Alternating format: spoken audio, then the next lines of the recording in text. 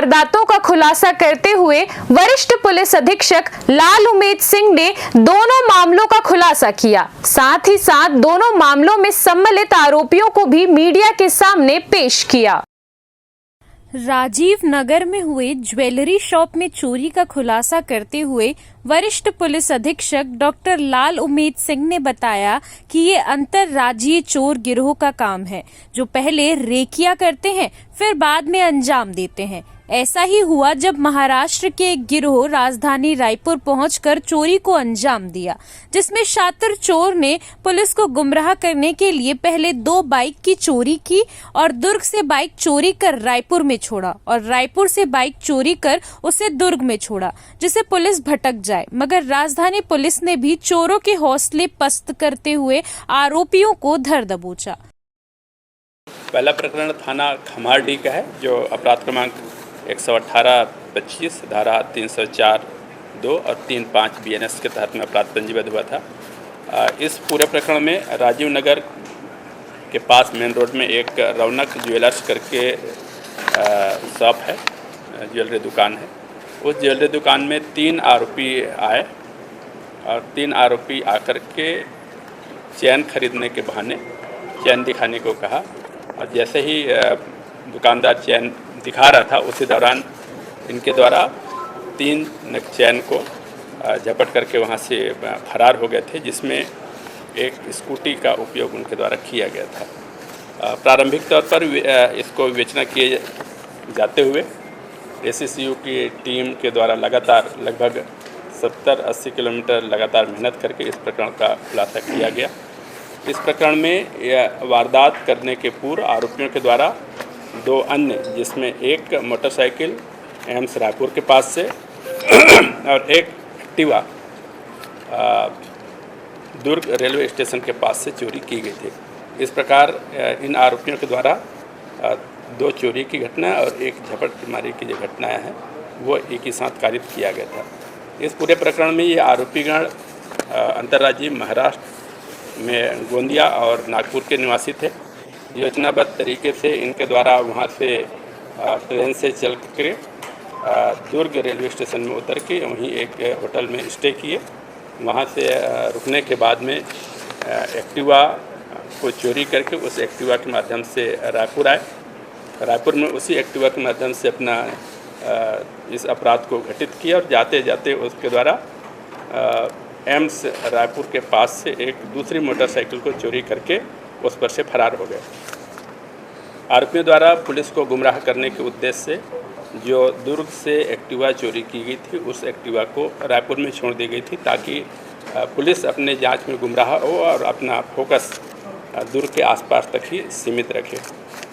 परंतु यहाँ लगातार इसमें मेहनत करते हुए सीसीटीवी कैमरे एवं अन्य इलेक्ट्रॉनिक उपकरणों का मदद लेकर के पुलिस के द्वारा खोजते हुए यहाँ से दुर्ग तक पहुँचे और वहाँ से महत्वपूर्ण क्लू मिला, जिसके आधार पर तत्काल पुलिस पार्टी महाराष्ट्र नागपुर तक गई और आरोपियों को गिरफ्तार करने में सफलता प्राप्त हुई।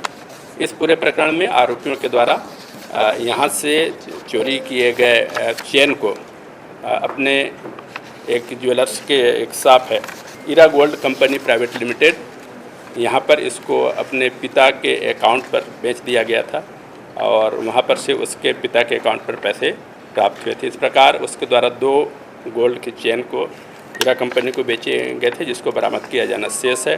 शेष एक अन्य जो एक चेन एक मोटरसाइकिल को बरामद करते हुए उसके 3 आरोपी जो यहाँ घटना घटित करने के लिए आए हुए थे और एक आरोपी का पिता जो माल के डिस्पोजल करने में इनका सहायक रहा है। इस प्रकार 4 आरोपियों को गिरफ्तार करने में सफलता प्राप्त हुई है। इस पूरे प्रकरण में थाना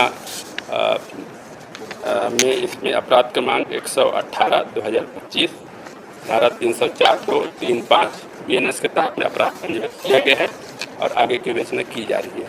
हीरा गोल्ड से शेष 2 गोल्ड की चेन है, उसके बिक्री के संबंध में वेरीफाई किया गया है, तो शीघ्र गिरफ्तार उस पर से जब्ती किया जाकर के आगे की कार्रवाई की जाएगी। इस के पूर्व ये पहले भी रायपुर आकर के रेकी किया जाकर के 2 महीने 3 महीने पहले रेकी करके गए हुए थे। उस दौरान उनके द्वारा कोई अपराध घटित नहीं किया गया था।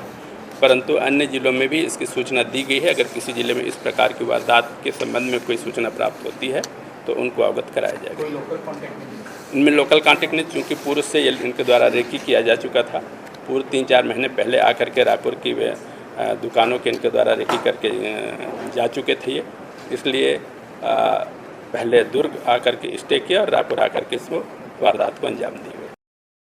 वहीं दूसरे मामले में राजेंद्र नगर थाना क्षेत्र में साई ड्रीम्स में एक युवती द्वारा आत्महत्या की गई, जिसका खुलासा करते हुए पुलिस ने बताया कि लव ट्रायंगल की वजह से ये आत्महत्या को युवती ने अंजाम दिया, जिसमें आत्महत्या के लिए प्रेरित करना बताया गया, जिसमें 8 से अधिक आरोपियों को पुलिस ने हिरासत में लिया है। जिसमें राजेंद्र नगर थाना क्षेत्र में पिछले रात में 3/6/2025 के दरमियानी रात में एक युवती 6वें मंजिल से कूद करके जान दे दी थी। इस पूरे प्रकरण को पुलिस के द्वारा पूरे गंभीरता से लिया जाकर इसकी विवेचना की गई। इस पूरे विवेचना में किए जाने पर महिला के ऊपर दबाव बनाना, प्रताड़ित करना के कारण से महिला के द्वारा आत्महत्या किया पाए जाने से आरोपियों को गिरफ्तार करते हुए इसमें अपराध पंजीबद्ध कर आरोपियों को गिरफ्तार किया गया है।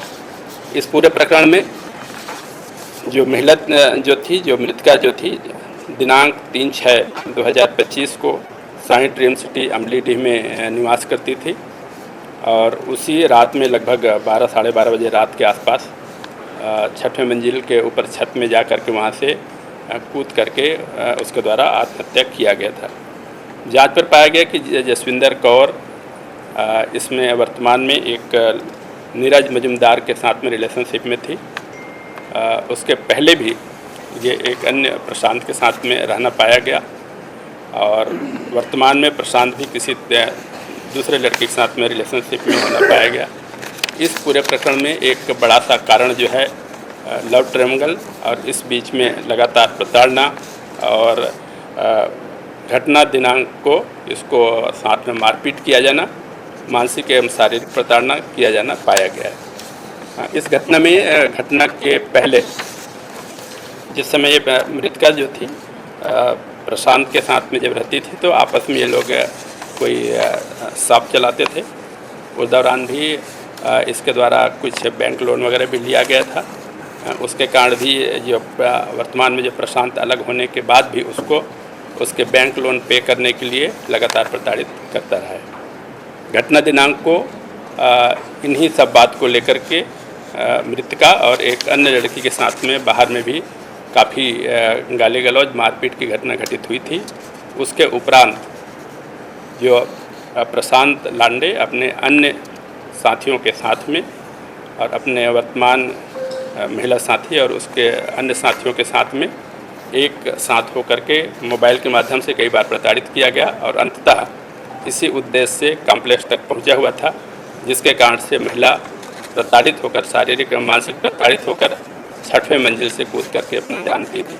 इस पूरे प्रकरण को पुलिस के द्वारा पूर्णतः गंभीरतापूर्वक लेते हुए अपराध पंजीबद्ध किया गया और इसमें आत्महत्या के लिए दुष्प्रेरित किए जाने की धारा 108 और 3-5 BNS के तहत में अपराध पंजीबद्ध कर 8 आरोपियों को गिरफ्तार किया गया है।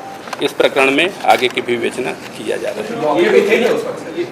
हाँ, ये सभी जब पहले आपस में मारपीट हुआ था, जब इस घटना के लगभग आधा घंटा के पहले उस कॉम्प्लेक्स के बाहर रोड के पास में ये मृतका और एक इसके प्रशांत लांडे के महिला मृतक के बीच में काफ़ी मारपीट झुमाझटकी हुआ था और उसके बाद में ही इसको सबक सिखाने के उद्देश्य से सभी लोग इकट्ठे होकर के टेलीफोन से पहले और बाद में उस कॉम्प्लेक्स तक पहुंचे थे और उसके उपरांत ही इसके द्वारा कूद कर के जान दिए। उस दौरान उसके द्वारा इस घटना के संबंध में नहीं बताई गई। ये जरूर हुआ था कि उस दौरान भी अपने लोन एवं अन्य संबंधों में उसके द्वारा बताई जा रही थी और वहाँ से वापस आते के दौरान ही उसके साथ में मारपीट और झुमाझटकी की घटनाएं हुई थी और उसके उपरांत सभी लोग इकट्ठे होकर के वहाँ तक गए थे और तब फिर और अधिक प्रताड़ित होकर के उसके द्वारा कूद करके जान दी। इसमें जो मृतका के पूर्व के जो साथी प्रशांत है, उसकी वर्तमान में जो गर्लफ्रेंड है तो तन्नू करके नाम है। तो उसके साथ में दोनों लड़कियों के बीच में आपस में काफ़ी बाहर में मारपीट और जुमा झटके, बाल खींचने पर पटकने की घटनाएं हुई थी। और उस बात से लेकर के और इनकी झगड़ा और विवाद गहरा, जिसके उपरांत सभी लोग इकट्ठे होकर के उसको सीख सिखलाने के उद्देश्य से वहाँ तक पहुँचे हुए। CCN शार्क न्यूज के लिए ब्यूरो रिपोर्ट।